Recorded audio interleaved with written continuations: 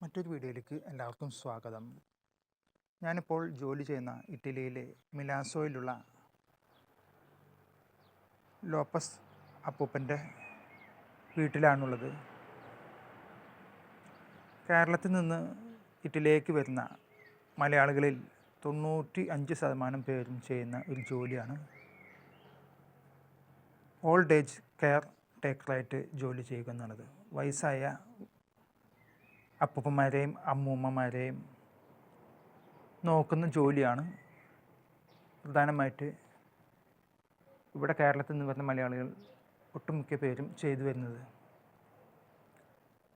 ഇറ്റലിയിൽ അപ്പൂപ്പന്മാരുടെയും അമ്മൂമ്മമാരുടെയും ആയുസിൻ്റെ ദൈർഘ്യം എന്ന് പറഞ്ഞത് 90-നും 110-നും ഇടയിലാണ്. വളരെ ദൈർഘ്യമേറിയ ആയുസ്സാണ് ഇവിടെയുള്ളത്. നമ്മുടെ നാട്ടിലെ പോലെ 50 വയസ്സ് കഴിയുമ്പോഴേക്കും കൊഴിഞ്ഞു പോകുന്ന ജനങ്ങളല്ല. അത് ഇവിടുത്തെ ഇറ്റലിയിലെ ഈ ഭക്ഷണത്തിൻ്റെ ഒരു പ്രത്യേകത കാരണമാണ് അവർക്ക് ഇത്രയും ആയുസ് ലഭിക്കുന്നതെന്നാണ് പറഞ്ഞു കേൾക്കുന്നത്. എനിക്കതിനെക്കുറിച്ച് വ്യക്തമായ ഒരു ധാരണയൊന്നുമില്ല. കേരളത്തിൽ നിന്ന് ഇറ്റലിയിലേക്ക് വരുന്ന മലയാളികളിൽ ആണുങ്ങളായാലും പെണ്ണുങ്ങളായാലും കൂടുതൽ പേരും ജോലി ചെയ്യുന്നത് ഈ വയസ്സായ വൃദ്ധരെ നോക്കുന്ന ജോലിയാണ്. കുറച്ച് കാലങ്ങളായിട്ട് വയസ്സായ വ്യക്തികളെ നോക്കുന്ന ജോലി ആണുങ്ങളെ അപേക്ഷിച്ച് സ്ത്രീകൾക്കാണ് മുൻതൂക്കം. അതിന് പ്രത്യേകമായിട്ട് ഒരു കാരണം പറയാനുള്ളത്, ഈ വീടുകളിൽ വയസ്സായവരെ നോക്കുന്ന ഈ ജോലിയിൽ ഏർപ്പെടുന്നവർക്ക് ചിലപ്പോൾ ഈ വീടുകളിൽ മദ്യം സുലഭമായിട്ട് ലഭിക്കും. മലയാളികളെ സംബന്ധിച്ചിടത്തോളം മദ്യം കണ്ടു കഴിഞ്ഞാൽ അവിടെ കമിഴ്ന്നു വീഴുന്ന വ്യക്തികളാണ്. എന്നാൽ ഇന്നാട്ടിലെ ഒരാൾ പോലും മദ്യപിച്ച് താളം തെറ്റി നടക്കുന്നതായിട്ടോ വീടുകളിൽ സർജിച്ച് കിടക്കുന്നതായിട്ടോ ഞാനിതുവരെ കണ്ടിട്ടില്ല. ഇവരാവശ്യത്തിന് മദ്യം കഴിക്കും. പക്ഷെ മലയാളികൾ അങ്ങനെയല്ലല്ലോ. മദ്യം മലയാളിയെ കഴിക്കും. അതുകൊണ്ട് എന്താ ഉണ്ടാവുന്നതെന്ന് വെച്ചാൽ, ഈ വയസ്സായ വൃദ്ധരെ നോക്കുന്ന വീടുകളിൽ ഇവർ മദ്യം കഴിച്ച് ലക്ക് കെട്ട് അപ്പൂപ്പനെ നോക്കുന്ന ജോലിയിൽ നിന്ന് വ്യതിചലിച്ച് പല പേക്കൂത്തുകളും നടത്തിയതിൻ്റെ ഫലമായിട്ട് പൊതുവെ ആണുങ്ങൾക്ക് ജോലി ലഭിക്കുന്ന ഈ അവസ്ഥ വളരെ പരിതാപകരമായിട്ടുണ്ട്. വയസ്സായ അപ്പൂപ്പന്മാരെ നോക്കുന്ന ജോലി പോലും ഇപ്പോൾ യുവതികൾക്കാണ് കിട്ടുന്നത്. അതിന് കാരണമുണ്ടാക്കിയത് വിരലിലെണ്ണാവുന്ന കുറച്ച് വ്യക്തികൾ ചെയ്തതിൻ്റെ ഒരു പരിണിത ഫലമാണ് ഈ കാണുന്നത്.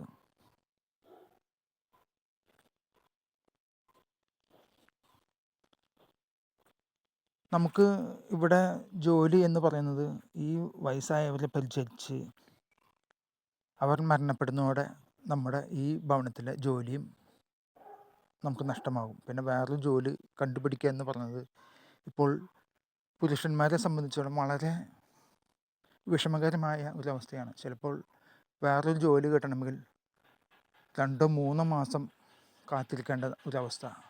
അത് വരുത്തിയത് പുരുഷന്മാരായ ജോലിക്കാർ തന്നെയാണ്, അതിൽ യാതൊരു സംശയമില്ല. എന്നാൽ സ്ത്രീകൾക്കാണെങ്കിൽ ഒരു ജോലി കഴിഞ്ഞാൽ മറ്റൊരു ജോലി കിട്ടാൻ യാതൊരു പ്രയാസവും ഇല്ലാത്തൊരവസ്ഥയാണ്.